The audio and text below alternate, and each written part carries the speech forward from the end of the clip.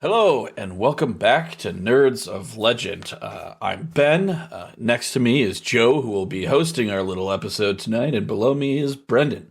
And we decided this week that we will be discussing some Celtic mythology slash folklore, and we'll see where that takes us. We might do into some other creation myths and stuff like that, but we're just kind of doing like a little intro episode on some Celtic mythology, and we'll see where the discussion takes us.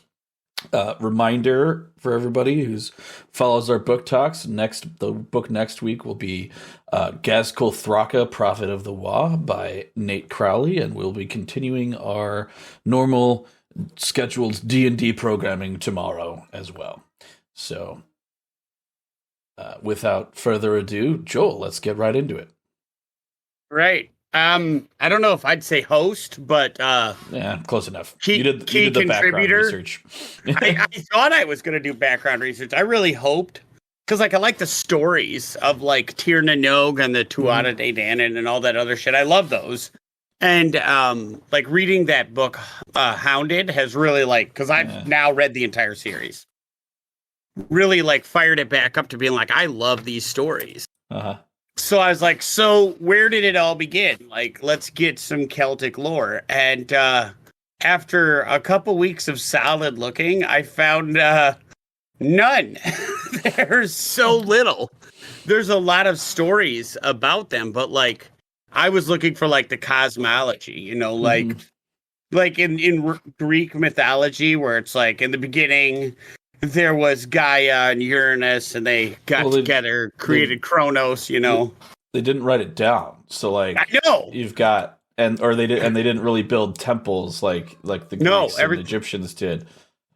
So you don't have monuments and whatnot that are be like, oh, this is the temple of Zeus, but for them they're like, we don't mess with that. It's all nature gods and stuff. It was all nature. It was all nature stuff, and so it was interesting. I found one origin story, and I got it from Ancient Origins. And it says, in the beginning, there was only earth and sea, and born of the white sea foam was the mare Iocha. From an oak tree sprouted a plant and caused Iocha to give birth to the first god, Cernunnos, known as the horned god. Cernunnos and Iocha gave birth to many other gods, and due to loneliness, created humans out of the bark of the oak tree. Giants were born of the bark of the oak tree that was thrown into the water. That's it. Taken verbatim. Yeah. I was like, no, I'm going to take this verbatim because that's it. That's all I got. So seafoam made a horse, a plant got the horse pregnant. Boom. Yep. Then those two were like, you want to get it on? Let's do this. The cool thing is, go ahead. I think that's another thing about a lot of the Celtic mythology was that they tended to kind of mix and match and bring stuff in and then throw parts of it away. So I was doing some research, and there's a Celtic god known as Tyrannus, who's basically he's the god of thunder for Celtic, but if you read up about him, I was like, that's Thor. Pretty sure that's Thor. Well, don't know who came first, but that's Thor. A lot of the differences, but a lot of the gods at that time. But this is a classic Iron Age religion. They tied their gods to things they didn't really understand, or things that personified a thing. The thing there's a shitload of river gods. There's gods of stone. There's gods of iron. There's gods of fire. And I have a scroll of all of the Celtic gods.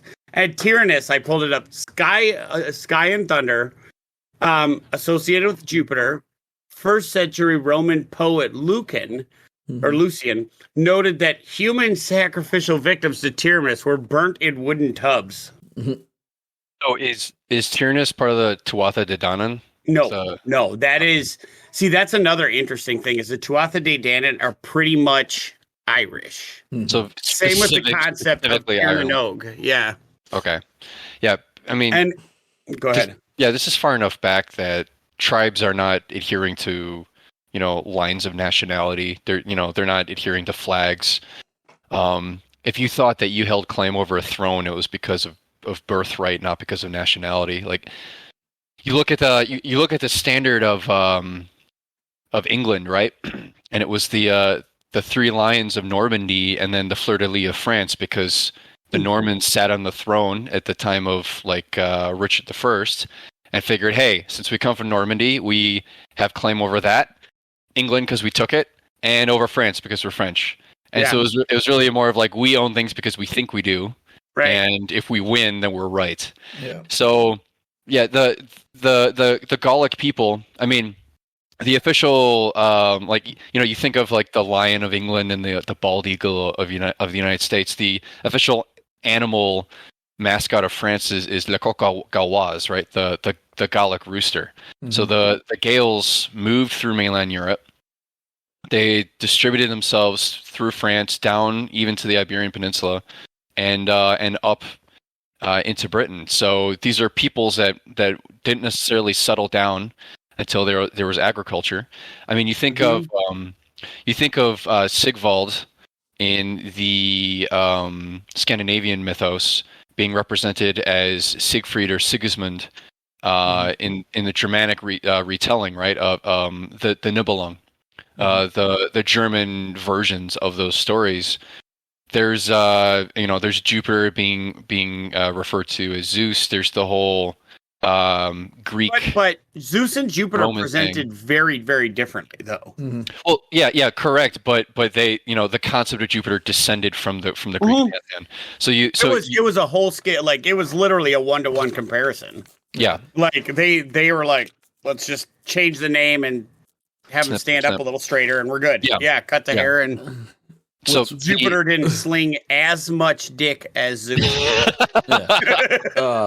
What's funny is I'm scrolling through. So like a lot of what we know about the mythology of the Celts is from the Romans. So like I'm scrolling through this like deity list, and like every other god, they're like, oh well, that's just Mars. Like, so like, many, and they're like, oh, the river guy. He's your war god. Oh, that's just Mars. Just do that instead. And they're like, but it's Britannicus. It's like, no, Mars.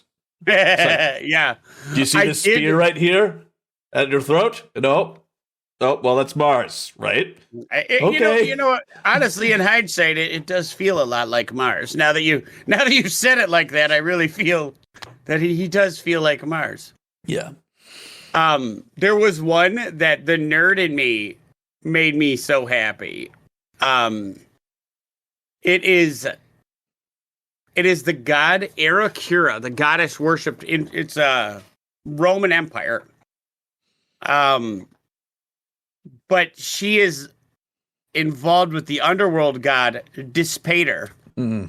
And for anybody who plays D&D and knows anything about the Hells, Dispater's the ruler, is the archdevil in charge of the second level and the city of Dis. So I saw that because I loved the city of Dis, and I was like, my nerd vibrated all over the place. Mm-hmm. But yeah, it is the similarities were shocking. I was hoping to find a very distinct cosmology and a very distinct belief system.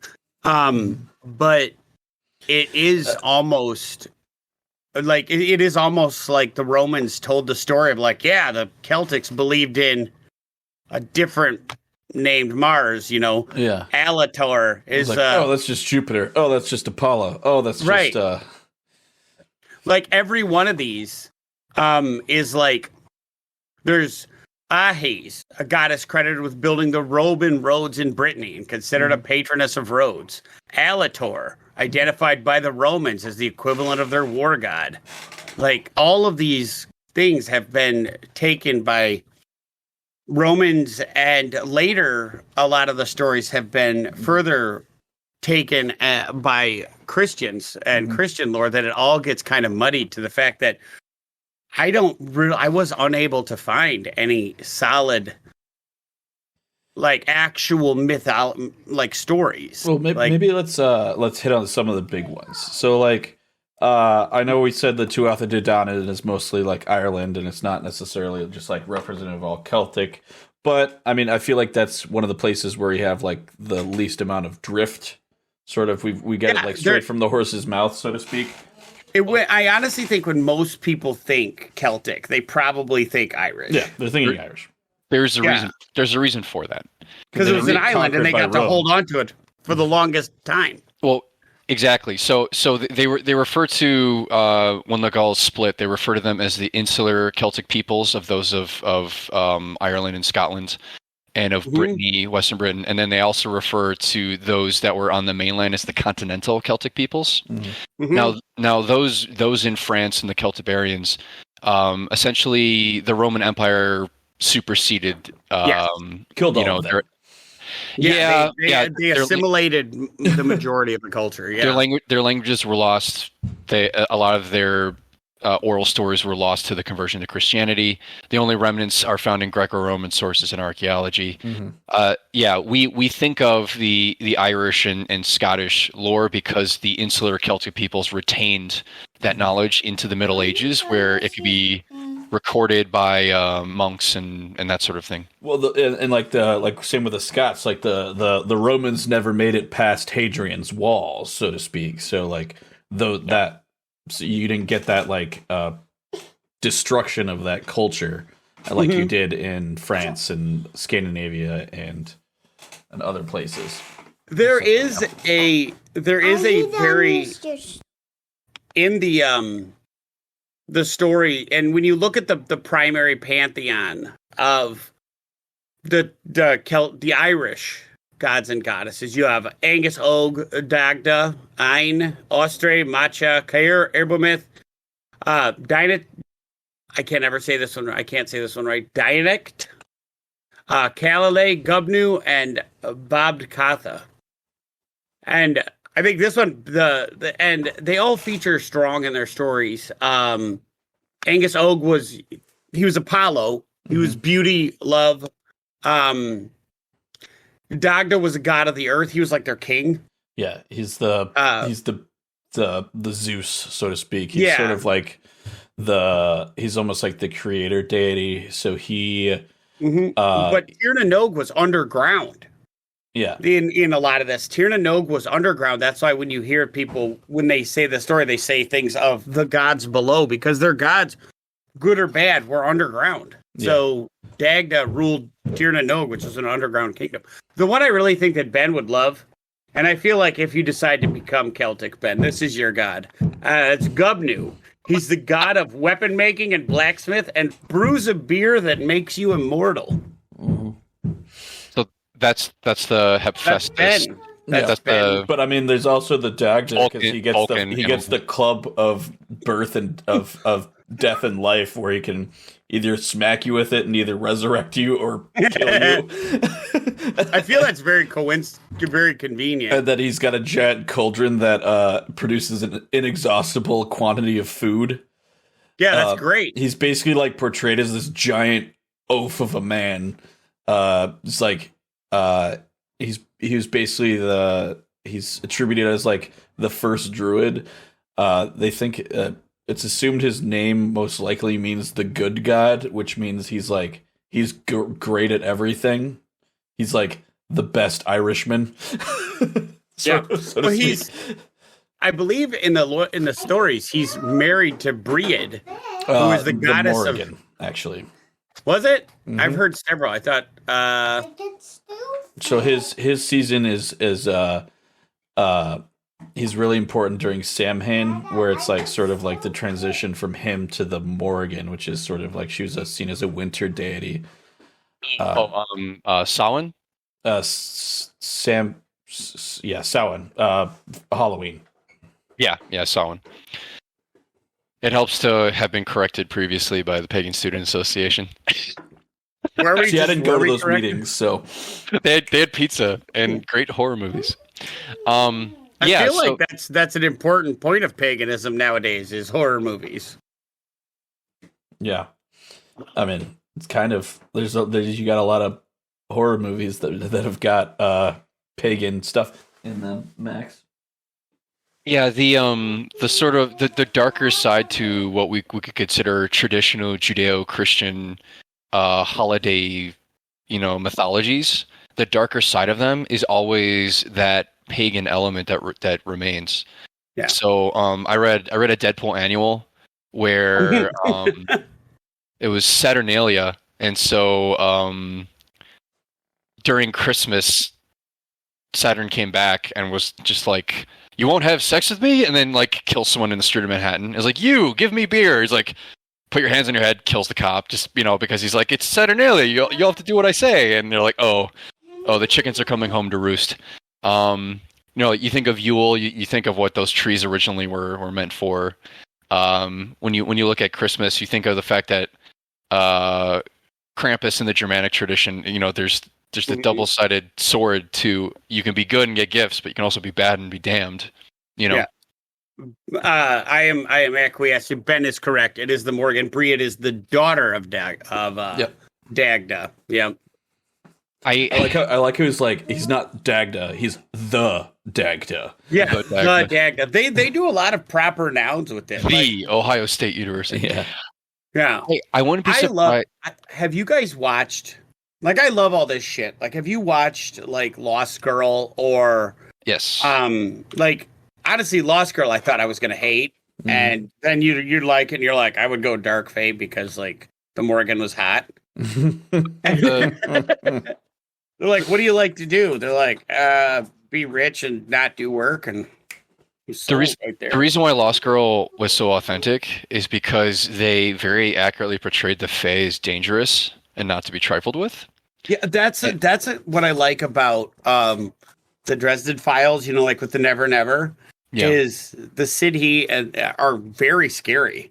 Yeah, like it is not a story. And what's funny is we think of fairies and pixies as like Harry Potter. They're like this big and they like to create a little bit of mischief. But like these are some serious things.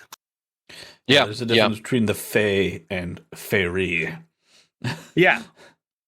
Well, they're so heavily pictured in like Norway. Like everything they do was, in Scandinavia, everything they do is attributed to something happened to the Fae or the Hildefolk or whatever.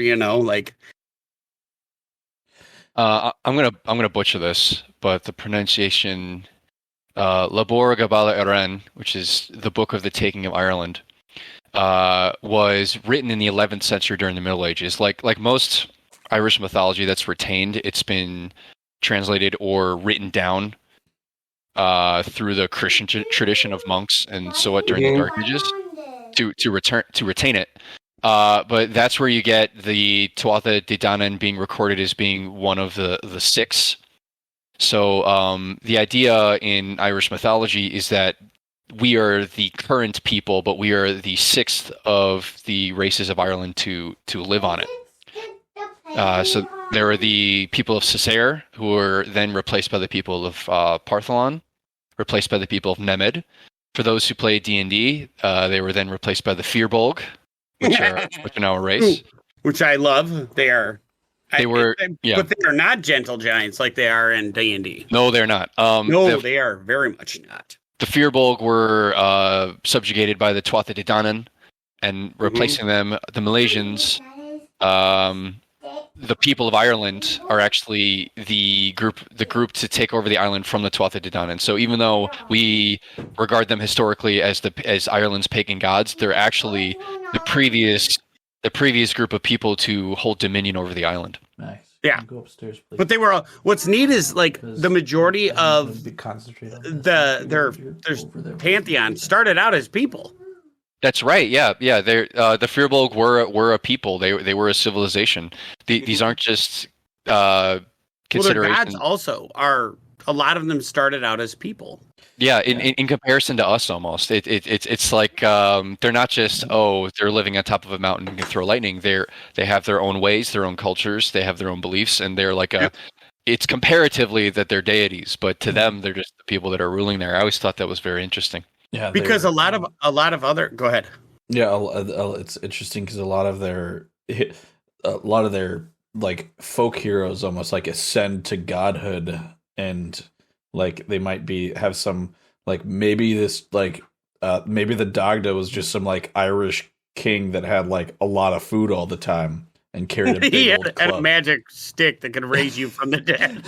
You know, Like, he might, honestly, like, be that's a really lot of good at fun. like really good at medicine because he was a druid. He might be really good at medicine. Had was known for whacking people with a club, and also like he was really good at like food preservation. So he always had a stew ready.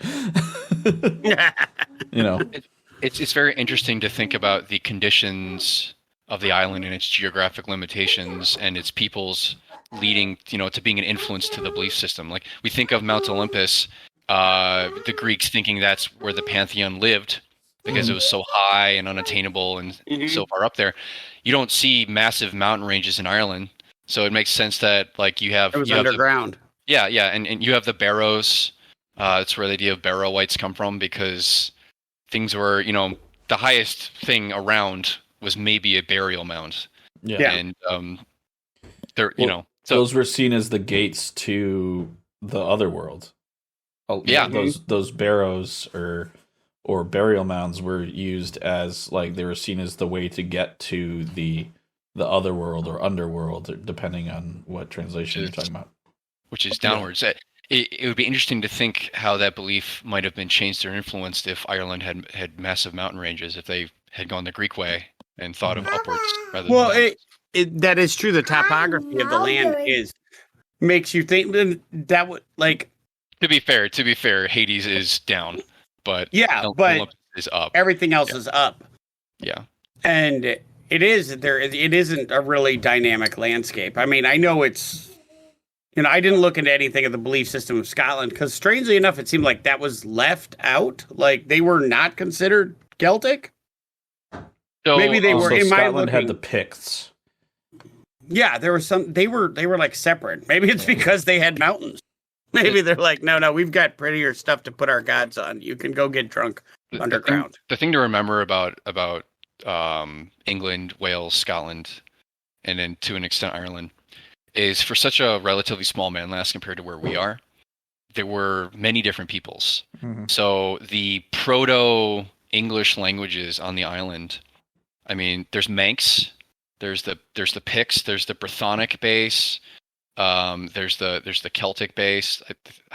It's the Brythonic. There's like there were five main like language bases on the island, and this is before invading parties from the Vikings. Mm-hmm. And then you have the Before Anglo-Saxons. The Saxons show up.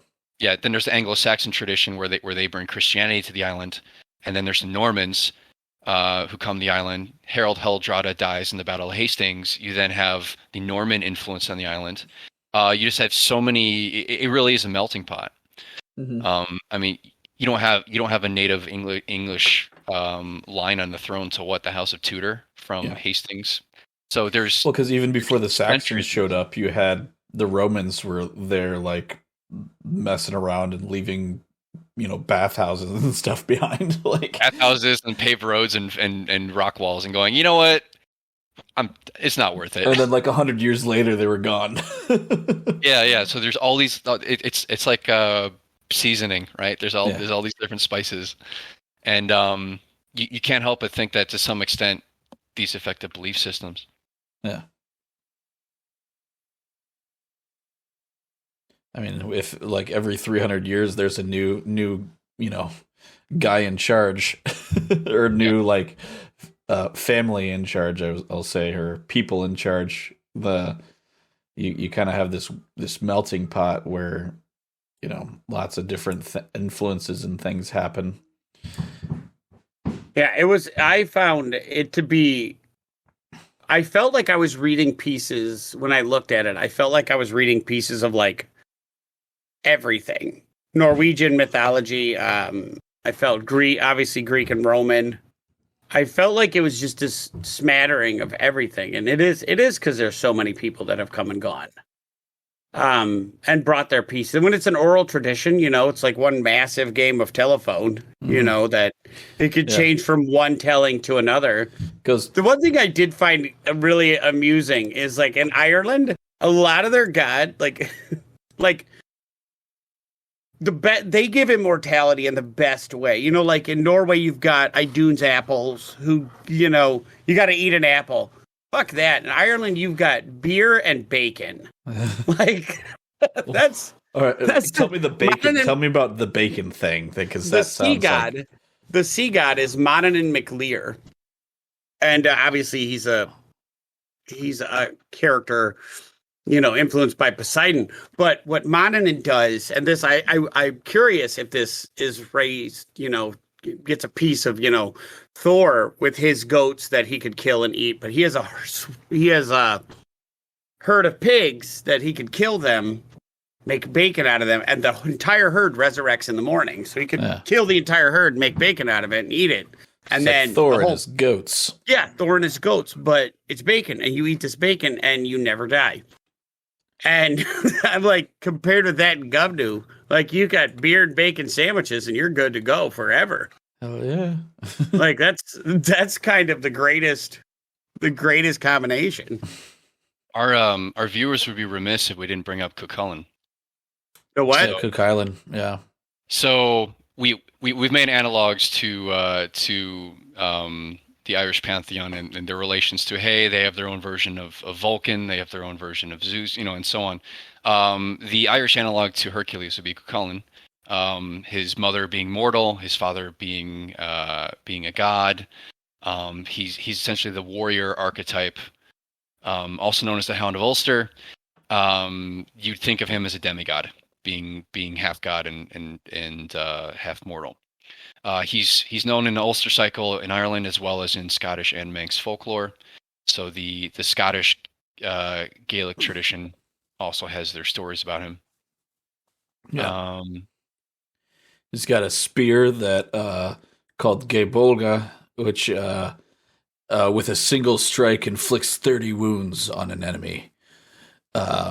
There's a ton of like Celtic myths that go around. It's like you said, it's almost Herculean of him defending, of him going on adventures where he like defends Ulster from an army, or he gets in amorous engagements with warrior queens or fairies. It's also another Herculean thing where he has tragically killed his own son. And he is known for his agility and skill, but he ultimately gets killed by sorcery. It's just like how Hercules dies. There's a lot of tie-ins. Yeah. A heroic figure dying to perfidy, having not only martial feats but amorous feats. They don't mention this in the Disney movie, but the first labor of Hercules was impregnating 50 women in a wedding party. So there's, they don't really talk about that much. I mean, I guess he has that like harem. That's, is that really a labor, or is that not for him? It was not a labor for him. It was very easy, but in one evening. I mean that I'm gonna say that sounds like a labor. Like it sounds impossible. That's what it sounds like. The amount of work you would have to put in and hydration needed to produce that. Don't and there's inadvisable amount of Viagra, which they didn't have back then. Maybe that's the actual direct translation of Hercules is priapism. Yeah. So he's just that's the power of ambrosia. Yeah. It's the power of ambrosia, is a perma boner and a full scrot all the time. Oh, jeez. But yeah, I just it's and what's funny is, again, I love this looking through these stories and piecing through them. Are they not any more different than, Superman or, Spider-Man? It's just a little bit different. Like, we don't need a guy that's got a spear that puts 30 holes in somebody with one stroke, We got Deadpool who can get his hand cut off and put it back on and then go shoot people, But it's if we would explain Deadpool back then, they'd be like, "That's stupid." These are just the stories we tell ourselves because they make us feel, I don't know, safer.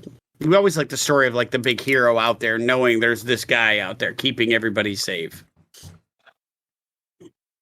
And I'm looking through this one, and yeah, he's Hercules. Yeah, he's got to defend a herd of cattle overnight. Probably these are demon cattle, like in Hercules. He's got to steal a sacred bull, hold off an army single-handedly. There's a lot. I was surprised though, in how many stories there are, but how little like fleshing out in the middle there is. Like if you want to read about Asgard, you can read about Asgard. There's stories of what is in Asgard. There's stories of what is in Mount Olympus, both Greek and Roman, and the differences. You can even go so far as to read the stories of like what people thought Atlantis was like and this and that. But there's very little. I found stuff that's like the island of, when you go into Tirna Nogs, some is underground, some is a series of islands, and it's like the island of youth, the island of beauty, the island of plenty. Sometimes it's considered underground, other times it's like an island, mystery island off the coast of Ireland. Yeah, or a series of islands that are shrouded in mist, but there's nothing that anybody can agree on. So it seems like if each person in each area, they're like, no, this is what I heard, and this is what I heard, and this is what I heard, and they have changed so drastically. Because when you look at this and the Celtic gods of just the Irish pantheon, there's over 300, and they all you can't actually function. This is me, but of course I was raised in a monotheistic culture, where I'm like, 300 gods, how do you go to church? Like, that's a lot of work. Yeah. But I know, and maybe it's like the things like venerating like the rivers and streams and mountains and rocks and all that shit. That really big tree over there. That tree rock. over there. Yeah, that's Tim, and he's a god of that tree. Like that makes it a little bit different. But I find that it's what makes it interesting to me, and I'm definitely going to keep reading, because like I sound like I did right now. I sound like I have done no reading, and this is all the reading I've done, and I'm still equally as confused as I was from the beginning. I think I knew more in my head in the beginning, just based off various fantasy books I read from watching a shitload of Lost Girl, and I was more confident in my knowledge to now that I've started looking at it. Like, I'm now cracking the Dunning-Kruger system, and I'm like, I don't know shit. Yeah. I was much more confident that I knew a lot of it, and now just getting into it, I'm like, man, I'm wasting everybody's time on this podcast, and I feel guilty. The Gallic, the Celtic traditions. I mean, even today, they're the Gaeltachts. They're the counties in Ireland where only Irish, only Gaelic is spoken, just to try to retain the language and help it to survive. I mean, the peoples of the British Isles have been subjugated for so long. Fighting to retain those cultures has never really been over, right? That's been a continual thing. That's why if we want to look at Celtic Gaelic mythology, the strongest areas where this has been retained and written down and protected and cataloged have been Ireland and Scotland, where the Christian tradition actually recorded them. I would love. We are getting a larger every week. We get a little bit more of a percentage of the UK. So I'd be thrilled if like one of the listeners from the UK was like, "Hold on, I'm gonna come on and set you guys straight." Like, yes, you knew. Just stop talking. Right. Start listening. Right from the horse's mouth. Just come out there and be like, "My dad told me." I would listen to that dude talk all damn day. He could make shit up, and I'd be like, "Oh, your accent makes you more reputable than I am." So, well, if you're one of our UK listeners, feel free to bitch slap us with corrections via nerdsandlegends@gmail.com. Yeah, absolutely. And if you want to come on the show and correct us, yeah, do it. We would be thrilled. We are not above knowing we are wrong about lots of stuff. We're all married, and we are told that we are wrong about stuff. I dare you. I won't dare. I'll ask respectfully, but There's something in the American tradition known as the triple dog dare. Oh. If you are triple dog dared, you cannot refute the challenge. yeah, but you can't just throw that into the air. That needs a direct. You need That's to true. directly It's true. challenge. It's The triple dog dare, you have to escalate to it. Yeah. You can't just yeah, but that needs throw out the to nuclear be option. directly given. You can't just throw it out. That means I could be like, It's not an walking- all points bulletin. Yeah, Right. Yeah. imagine if that's how it worked. I just go to Again. the bank teller. I'd be like, I triple dog dare you to give me $4 million, and they're like, fuck. Ben, I triple dog dare you to fix the 3D printer. I told you I finally figured it out. It's true. He's got the Allen wrenches. Just I finally having a figured out tool how to does fix not my mean you printer the use other night, tool. and then I realized that I, a few days prior, had put my Allen wrenches in a safe place that came with the printer, and I don't know where that safe place is now. Even though it was That's because it's extraordinarily safe. Very Yeah. safe place. safe Yeah. even from myself, you would say. Yeah, I do that all the time, was and it's very not angry. due to forgetfulness. So It then, is due I to- just bought myself a set of metric Allen wrenches, and now we're cooking with gasoline. now we're back to it. Yeah, That's awesome. yeah. So, but yeah, we don't. We are very open to the fact, like, we do not understand, like, we do not fully know these legends as they are, as we have been raised or steeped in them. Like, Do not I would go love all to in meet on- somebody who does and understands as much as we, all of us being raised in the Christian faith. Like, a lot of us know our mythology, Yeah. our stories. I guess one thing we could do is continue going in a little bit on some like other prominent ones you might have come across. Oh, yeah. So we talked about the Dagda. We talked about Tyrannus a little bit, or Tyrannus, or Tyrannus, or whatever the hell his name is. we could take a little journey on each one. So as we've we got, go. another big one. Since we brought up the Dagda, we've got the Morrigan. That one's awesome. who's The Morgan is a great. babe, but also deadly. But she sounds like a very convenient Valkyrie. You Yeah. know, like they had the horde of Valkyries, and the Irish are like, yeah, fuck that. We'll do with one chick. So she's not. So she's got, like, but she's three not parts. like a. She's not like a screaming lady on a horse, though. No. She's because she's most closely associated with ravens or crows. She's one of her forms is the battle crow, Yeah, the chooser of the battle slain. crow. Yeah. So she's not like Which is- she's not like picking warriors out like to take them to like some place in Tir na Nog. She's literally just the goddess of death. She takes the form of a crow, and she is, while also being the one that is the bringer of death and the causes in the basically a war god. She is also, because of her relationship with the Dagda, she is a fertility goddess who is also celebrated during the Samhain. So you've got, with Halloween and That's kind of awesome. yeah. You die. You get to you born. Like, It's but almost that makes sense because cyclical. Yeah. It makes a lot of she's sense associated because- with crows and ravens because of, they're kind of like after a battle's done, the first thing to show up, I guess, and especially apparently in Ireland is the crows and ravens. But what I makes guess they it don't have interesting vultures out there, but in her being No vultures, no snakes. a fertility goddess and the chooser of the slain, a lot of the Celts believe in reincarnation, so that makes a lot of sense. yeah. Like, you get to try again. You're fucked. Like, not you, but Yeah. She is also apparently prominently featured in multiple unsuccessful attempts in attempting to seduce the Cuchulainn. Well, she's in everything I've read was she's supposed to be frequently naked and incredibly hot.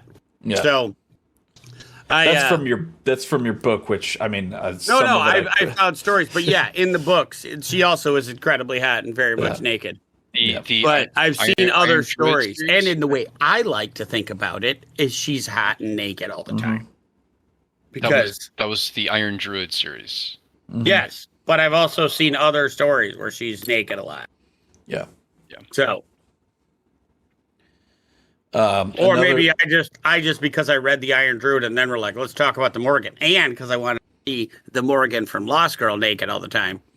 Maybe I just decided she was always naked. I just threw that in there. Like, just gotta dig that one in a little bit. Another big deal one. You've got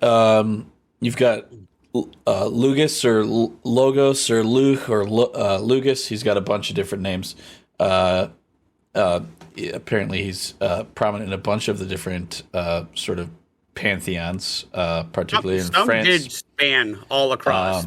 He's particularly quoted in Julius Caesar's writings, who describes him as the supreme Celtic god, which it's probably just like most of the Celts that he was killing at the time happened to worship him. So he's like, this is obviously their supreme god.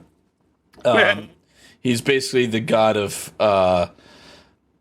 sun and light. He's sort of like an Odin type figure, as he's considered all wise and all seeing. He becomes another sort of cultural hero because of his abilities with he becomes Luch Lamfota, meaning long-armed or of the long hand, because of his prowess with throwing weapons.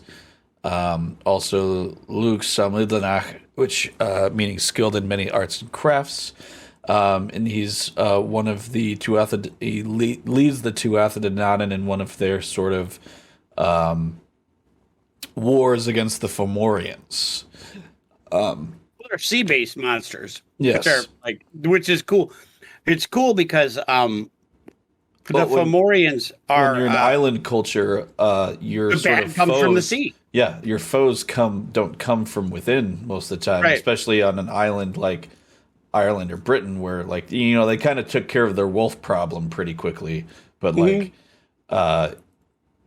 when you keep having Vikings show up and kicking your asses and taking your women and stealing all your shit, it's probably you start associating with all the bad guys come from the water. Yeah, and that makes sense though. The regional differences is what makes it interesting, and how a lot of stuff, the bad comes from underground when you're continental, or the sky. Your bad could come from the sky, but when you're when you're a small island nation, almost everything comes. As well as a lot of your bounty also comes from the sea.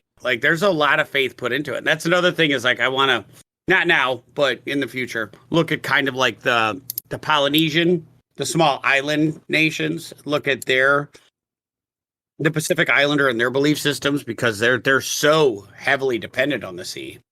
See how their legends kind of pan out. Yeah.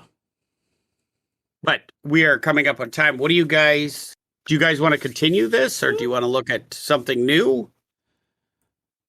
I think we're going to need to do some more research on this topic. I think we might want to be a little bit more focused next time. But Brendan had an interesting one, and sounds like he was willing to kind of lead the discussion. Would you like to put forth your plan there, Brendan? Sure. So, for those watching, you may or may not know of Howard Carter and his successful excavation of King Tutankhamun's tomb in 1922, the media frenzy that followed, and the near paranormal ways in which the members of his expedition began to slowly, mysteriously die. Mm-hmm. So I suggested that we cover King Tutankhamun, the mummy craze at the time. Mummies were being exhumed at such a rate that people were actually selling mummy paper as a, as a souvenir. This paper's 100% genuine mummy.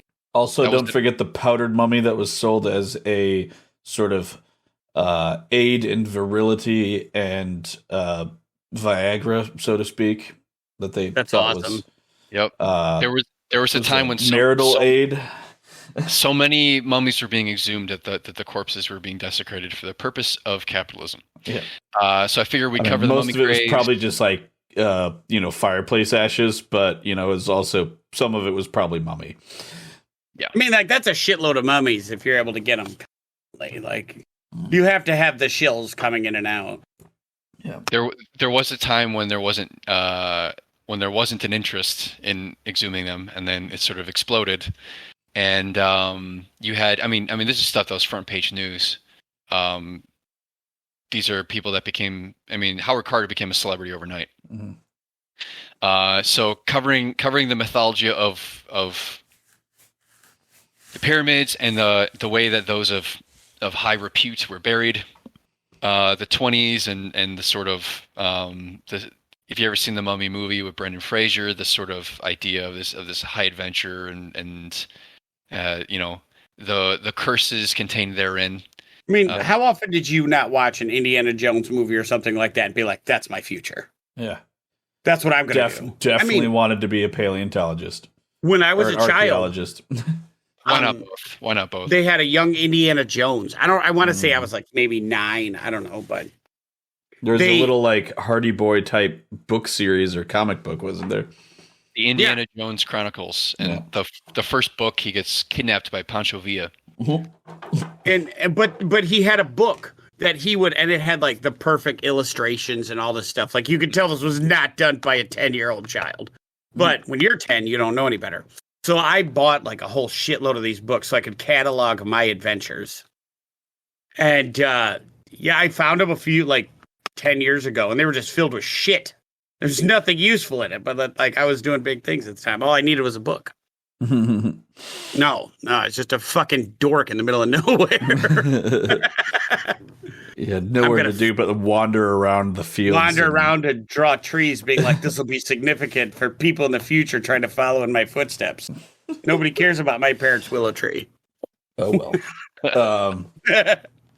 Yeah, so we're going to be doing that. We're going to be talking about the curse of King Tut, the sort of mummy craze that occurred at that time and afterwards. And just a little bit, we might get into a little bit of, some Egyptian stuff. So that's going to be our topic 2 weeks from now. Which thankfully is much better written down. Yes. Now there's newspaper clippings. No, I'm just saying, like, if we end up taking a dalliance into Egyptian mythology, if there's one thing the Egyptians did well, it was write shit down. Well, pictures anyway, but yes. that still is language, though. There. Of the 7 wonders of the world, only the Egyptian pyramids at Giza still stand. I feel like because nobody went to Mexico to be like, holy shit, there's pyramids here too. Just saying, like Machu Picchu still stands. Right. I mean, if you look at the 7 wonders of the world, most of them are like pretty much like in Europe. Yeah. They're like the 7 wonders of the world. They're like, there's more world, and they're like, but it's all the way over there. There can't be any more. 7's a good number to quit. 7's a good number. It's a very good point, Joel, because they're now considered the 7 wonders of antiquity because there's the new 7 wonders. That includes the Great Wall of China. That includes Machu Picchu. The Great Wall of China was just smacked out just 20, 30 years ago. It's brand new. Well, I guess they're the second class in the Hall of Fame or whatever. Yeah. But South America is considerably more represented now in the new 7 wonders and so on. Mm-hmm. Yeah. Yeah. So that's pretty much it for this episode. Sorry, we had a little bit more trouble finding information that we thought we were going to, but I thought that shit was just going to be sitting out there. I knew it was going to be like lost like a lot of it was lost to Blame the Romans. Just blame the Romans. I do. Well, I normally default to just blaming Christians, whatever big empire was. Shit. Yeah, that too. Yeah, normally I just. But actually, that's the only reason we know it. as much as we do. I feel like is because of Christian monks in Ireland.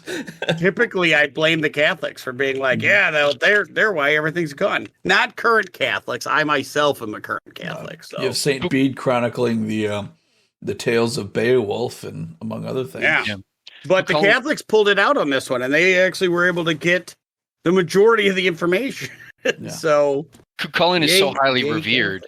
He's so highly revered. There's an Irish tale that Saint Patrick recalled the ghost of Cuchulainn for a séance and convinced him to accept Christianity so he could go to heaven, which is probably one of the earliest cases of retconning I've ever. I mean, it's also believed that Saint Brigid was also from Catholic tradition was also basically just like a pulling together of like a bunch of like tales about Bridget, the god of the two, the god Bridget from Celtic myth as well. That is amazing. That he's like, hold on, I need to perform. The funny is the seance was active witchcraft. Yeah, like that's what makes it so funny. He's like, no. He called him out. It wasn't an occult seance. It was more of like, Cuchulainn, I'm calling you out. You're cool. Yeah, he's like, listen, we need a seance. I know, it's against everything we believe in. Because the Irish warlords were like, our god can beat up your god. It's like, oh, what's your god? Cuchulainn. I love that. He's like, idea. Hey, Cuchulainn. You ever thought about? I feel it's an easier sell, honestly, to take somebody from the dead and be like, you want to be Christian? Because if everybody's wrong, if we're all if they're wrong, like we're operating on the side of the Celts at this point in time. If the Celts were wrong and the Christian hell was real, which meant you only go to hell if you don't believe in God, right? That's the big thing to the whole thing. So that's a real easy sell. He brings it back as like, hell was hell. Was pretty badass. Yeah, no. Want to be Christian? I do now. All right, then. Yeah. Apparently, you were already there. St. Patrick was visiting a king, King Logair, attempting to convert him. The king's like, I'll accept Christianity if you can call Cuchulainn from the dead and bring him here. Mm-hmm. So Patrick did it. Cuchulainn appeared on his chariot, and St. Patrick's he appeared from the dead. He got to take his chariot with him. Yeah. And so St. Patrick's like, all right, here he is, accept Christianity. And then the king's like, I don't know, that was pretty brief. And so I need a long-term acceptance. St. Patrick tells him, God is so powerful, you'll see Cuchulainn again. Mm-hmm. So Cuchulainn comes back, he salutes and addresses St. Patrick, confirms that it is him, Cuchulainn, not a demon. He's like, hey king. He's like, I got this birthmark right here. It's me, Cuchulainn. Yeah, he's flexing and shit. Cuchulainn implores King Logair to believe that not only is St. Patrick honest, but that God is real. There's a dialogue when Cuchulainn recounts his life. The king is convinced to accept Christianity. At the end of this, the saint also declares Cuchulainn is also able to go to heaven. It sounds like a. Is this the first this sounds like example a con. This sounds like so much like a grift. A retcon. This is a retcon. Yeah, it has to. No, be. this sounds like Saint Patrick found a guy that looked like Cuchulainn from a tapestry and was like, "Hey, bud," just threw blue paint on him, right? I'm telling you that is the first example of evangelicism in the world. Well, just lying to get whatever you want. Well, that's another interesting one. Is like there's the whole thing of like Saint Patrick driving the snakes out of Ireland, and then recently it was like, oh yeah, by the way, there were never snakes in Ireland, and then you're like, yeah, that's because the whole snakes driven out of Ireland thing was basically like Saint Patrick convinced the Celts to like get rid of like a druidic death cult known as the Serpents. Now, well, haven't you heard the story about how I freed Naperville from the giants? Yeah. No, because you haven't seen any giants here, so right? Bam. No, but there was a druidic cult that was All called hail the King snakes or Joel. the serpents, and that's how St. Patrick got rid of the snakes from Ireland. It was talking about the cult that he got rid of. But I love how in the passing it down, it's like snakes. Mm-hmm. I think it gets more badass to be like, hey, I got rid of a death cult as opposed to snakes. Yeah. Like, snakes are dumb. They go to warm stuff, and if they're cold, they stop moving. Like, yeah. It's not really a serious threat. Yeah. I'm going to go out and get them on this lukewarm day. Oh, okay. Death cult. Much scarier. All right. So, next week. Next week, we got Gaskell Thraka, Prophet of the Wa, on a very Monday. upset Missy. We were going to be coming back to Monday. We'll probably have to explain a bunch of 40K stuff and also talk about the book. And apologize to Missy. And also apologize to Missy. Also apologize to Missy. Yeah. But now we no longer have that hanging over our heads as the reason for continuing this. So your Trump? She might never agree to do another book talk with us, but we'll see. Yeah, we are not certain that Missy will ever join us again after this book. She may stop reading altogether. I did say that she could come out with both barrels with like the worst, like schlockiest romance book she could throw at me for you realize what she's just going to do is go hard into her favorite genre, which is Victorian romance. Yes, I know. Yeah, I'm aware. Thank God. I was hoping. I was like, as long as it's not like a cowboy Christmas. What the hell is that? Paperback smut, Joel.